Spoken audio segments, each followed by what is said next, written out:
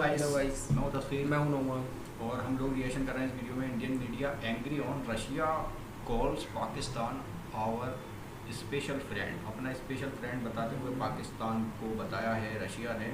और India versus Pakistan के conflict के ऊपर या उसके बाद कुछ एनालिस्ट का डिस्कशन या इंडियन मीडिया का गुस्सा हम देखना चाहेंगे। इसमें क्या डिस्कशन चल रहा है, स्टार्ट कर दें वीडियो को। Let's start the video. Video की आज जाने सुबह से आपने मीडिया में देखा होगा कि प्रधानमंत्री जी ने अपने कार्यकाल में 17 संसद विभिन्न देशों के पार्लियामेंट में भाषण दिया, रिकॉर्ड तोड़ दिया। नरेंद्र मोदी जी 27 सर्वोच्च सम्मान अलग अलग देशों से मिले हैं, रिकॉर्ड तोड़ दिया। ना ये रिकॉर्ड कभी नेहरू सोच पाए, ना इंदिरा जी सोच पाई, ना अटल जी सोच पाए, ये सिर्फ मोदी जी कर पाए, क्योंकि मोदी है तो मुमकिन है। लेकिन जब अंतर्राष्ट्रीय स्तर पर हम इतने महान हैं कि हम सबसे ज्यादा 17 सांसदों में जाके अलग अलग देश के पार्लियामेंट में जाके भाषण देते हैं, क्या हमारा कोई सुनता है? बड़े बड़े देश हमें सर्वोच्च सम्मान देता है, सिर्फ नाम का ही सम्मान देता है कि दिल से सम्मान देता है? विदेश नीति हमारी कितनी डिरेल हो गई है, इसका एक और उदाहरण सामने आया, और इससे भारत का बहुत बड़ा नुकसान होता दिखाई दे रहा है मुझे। रूस ने पाकिस्तान को महत्वपूर्ण साझेदार और स्वाभाविक सहयोगी बताया है, इससे भारत की चिंता बढ़ गई। टिप्पणी रूस के उप प्रधानमंत्री एलेक्सी ओरचुक ने की है। अधिकारी ने कहा कि रूस के साथ संबंध इस्लामाबाद की विदेश नीति का एक प्रमुख प्राथमिकता बना हुआ है। सवाल यह है, कई विश्लेषक कई एंगल से इसको देख रहे हैं। मैं इसे उस बिल के दृष्टि से देख रहा हूं जो सैंक्शनिंग रशिया एक्ट 2025 जो पार्लियामेंट में पास हो रहा है। अमेरिका के 100 मेंबर है, उसमें से 84 मेंबर ने उस पर साइन की है। अब तो डोनाल्ड ट्रंप ने भी कहा कि यह बिल लागू होगा। इस बिल के मायने सीधे सीधे है, जो रशिया के साथ संबंध रखेगा व्यापार का, उसके ऊपर 500% के टेरिफ लगेगा। क्या पाकिस्तान पे अमेरिका 500% टेरिफ लगाएगा? या पाकिस्तान को बाईपास देगा? पाकिस्तान यदि खुल के रशिया के साथ काम करने की बात कर रहा है और सहयोग बढ़ा रहा है, तो ये कहीं ना कहीं अमेरिका का वर्गस्त है और अमेरिका के ही परमिशन से हो रहा है। तो जब रशिया की बात आती है तो अमेरिकन सीनेट में क्यों सिर्फ चीन और भारत का जिक्र होता है? भारत तो वो घंटा हो गया है कि जो भी आए बजा के चले जाए, और अमेरिका के डोनाल्ड ट्रंप ने तो ये लगातार इस कोशिश को जारी रखा है कि जितना रगड़ सके वो भारत पर रगड़ ले। इसके पहले भी अमेरिका और पाकिस्तान के संबंध बहुत अच्छे थे, लेकिन रूस के संबंध पाकिस्तान से बहुत दूर के थे, क्योंकि भारत रूस के साथ खड़ा होता था और रूस भारत के साथ हर उस संकट की घड़ी में। 2014 के बाद हमारी विदेश नीति ने जो टिल्ट लिया है, उसके चलते हम रूस से दूर हो गए। इसके बावजूद रूस ने हमें S-400 सिस्टम दिया, जो हमारे बहुत काम आया। एयर डिफेंस के लिए जगह देने की बात, जबकि अमेरिका में वीजा नहीं मिल रहे। उसके बाद तेल सस्ता दिया। ये सब करते हुए भी आज यदि अमेरिका ने ये बार बार भारत का नाम और चीन का नाम लेके इस वक्तव्य दिया, इसके ऊपर भारत का विदेश मंत्रालय चुप क्यों है? इसके ऊपर हमारे प्रधानमंत्री चुप क्यों है? क्यों नहीं हम सैंक्शनिंग रशिया एक्ट 2025 पे खुल के बोलते हैं? अमेरिका कौन होता है जो भारत की विदेश नीति तय करेगा? और जब भारत रूस से दूर जाएगा तो पाकिस्तान वो जगह लेगा, यकीनन, इससे कोई दो मत नहीं। भले ही रशिया ने कहा होगा कि हमारा चीन का जो दोस्ती है वो आप छोड़ दीजिए, लेकिन हम भारत के साथ है। बात 2014 के पहले रूस भारत के साथ ही होता था, अब रूस भारत के साथ भी होने की बात करता है। साथ ही होने में और साथ ही होने में बहुत फर्क है। यदि अमेरिका खुल के भारत का समर्थन करता, भारत के पक्ष में जाता, तो हम समझ सकते थे कि चलो नरेंद्र मोदी जी ने कुछ बेसिक चेंजेस किए, अमेरिका की तरफ टिल्ट हो रहे हैं और रशिया को डम कर रहे हैं।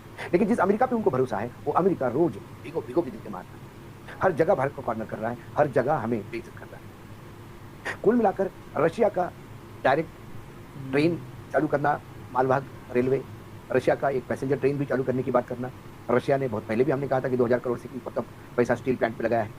ये तमाम बातें इस तरफ दिखाई देती है कि यदि भारत ने रशिया को तवज्जो नहीं दी तो रशिया पाकिस्तान को तवज्जो देगा। जब कोई संकट आएगा तो अमेरिका भी पाकिस्तान का साथ देगा, रशिया चीन भी पाकिस्तान का साथ देगा।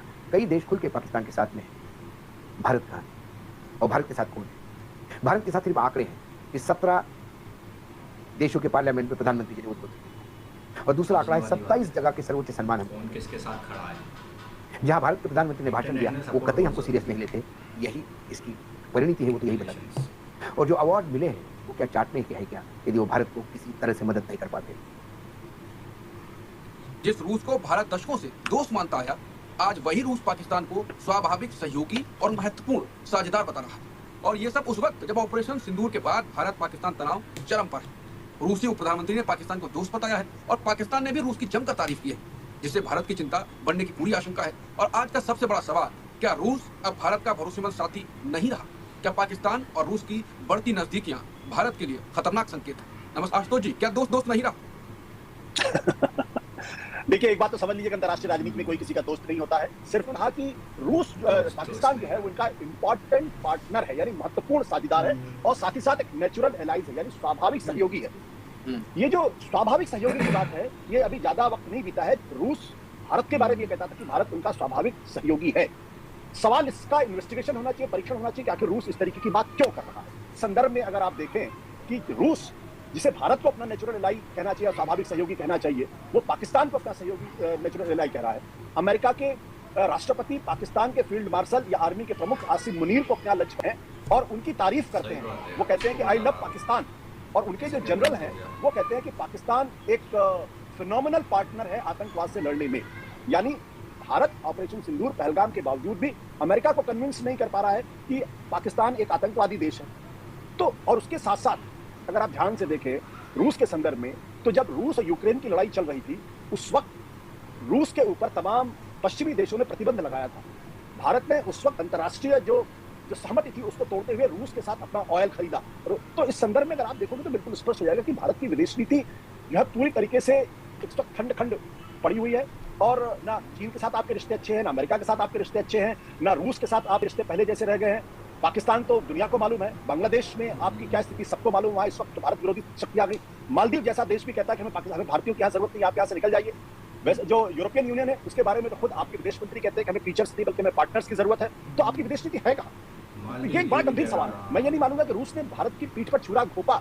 मैं कहूंगा कि भारत दुनिया को कन्विंस नहीं कर पा रहा है अपने स्टैंड को लेके, अपनी बातों को लेके, और वो कहीं ना कहीं दोस्तों से ज्यादा, पार्टनर से ज्यादा वो दुश्मन क्रिएट कर रहा है या प्रीचर्स क्रिएट कर रहा है जो भारत को संदेश दे रहे हैं कि भाई आप उतने बड़े नहीं जितना कि आप अपने आप को समझते हो।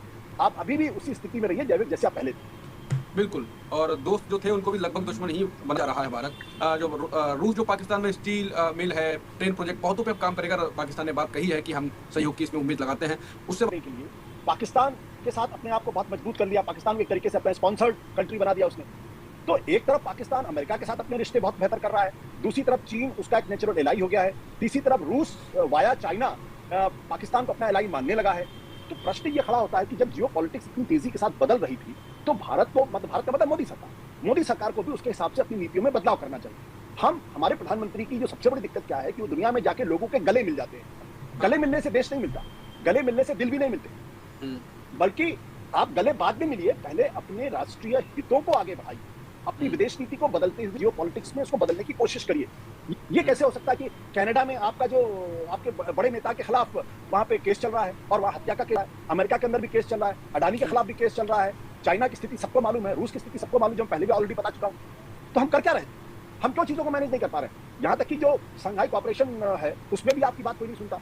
अमेरिका बार बार धमकी दे रहा है कि ब्रिक्स के साथ जो रहेगा हम उनके साथ बुरा बर्ताव करेंगे, भारत ब्रिक्स का हिस्सा है। तो इन सब चीजों के संदर्भ में अगर आप देखेंगे तो स्पष्ट हो जाएगा कि इस वक्त देश को एक नए काबिल विदेश मंत्री की जरूरत है।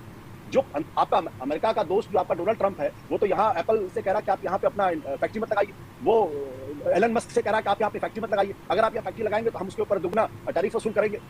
तो ये तो किसी दोस्त की निशानी नहीं।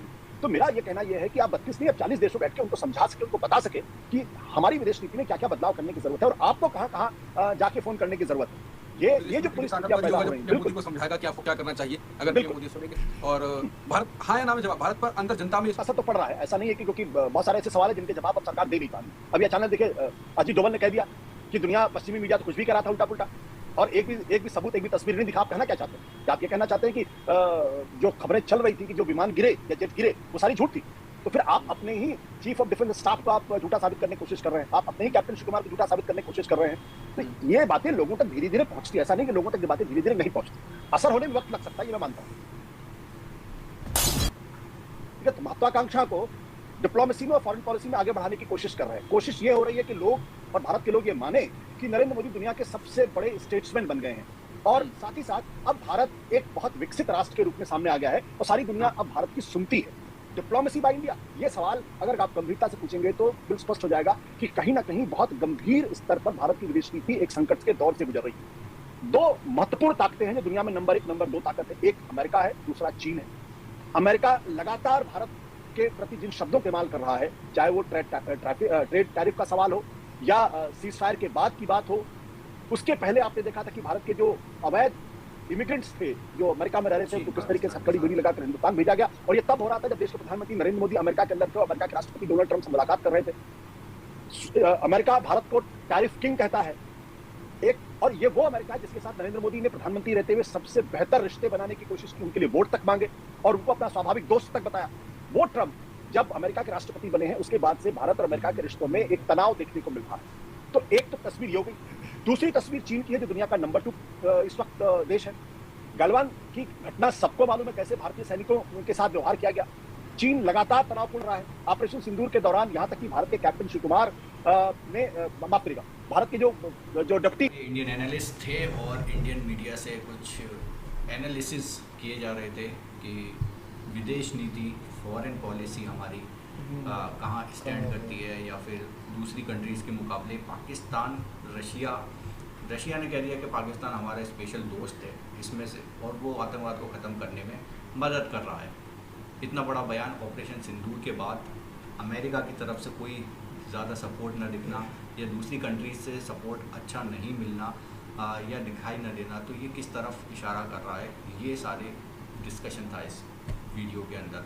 तो जी हाँ, ये फॉरेन पॉलिसी को बदला जाए या फिर कुछ हमारे उसमें चेंज किए जाएँ मंत्रियों की तरफ से, पॉलिटिक्स की तरफ से, या फिर जो भी चेंज ज़रूरी है वो करे जाए, ताकि रिलेशन दूसरी कंट्रीज से पाकिस्तान जो अच्छे बना रहा है वैसे हमारे क्यों नहीं बन पा रहे हैं। सवाल ये है क्योंकि ट्रेड, बिजनेस और कंट्री की इकोनॉमी इन्हीं चीज़ों पे डिपेंड करती है। कोई भी आ रहा है इंडिया को कुछ भी बोल के जा रहा है, और जब मतलब रूल्स के खिलाफ जाकर तेल लिया था, तेल लेना मतलब उसको पैसा देना है ना, उसके साथ बिजनेस किया था। फिर भी रशिया ने ये कहा कि भाई हम पाकिस्तान के हमारा बढ़िया दोस्त और है, अच्छा दोस्त वो भी बताया था ना, मालदीव भी ये कह रहा है कि इंडिया के लोगों को निकाल रहा है वो, और पाकिस्तान से कोई प्रॉब्लम नहीं है। तो ये सारी चीज़ें, इश्यूज दिख तो रहे हैं, टाइम टू टाइम दिखते हैं, दिखाई देते हैं लोगों को, लेकिन इस पर क्विकली एक्शन लेना ज़रूरी है। पर ये हो क्यों रहा है? कुछ तो लैक हो रहा है, कुछ तो कमी। आप लोग क्या कहते हो कमेंट में बताइए। एंड करते हैं वीडियो को, बाय।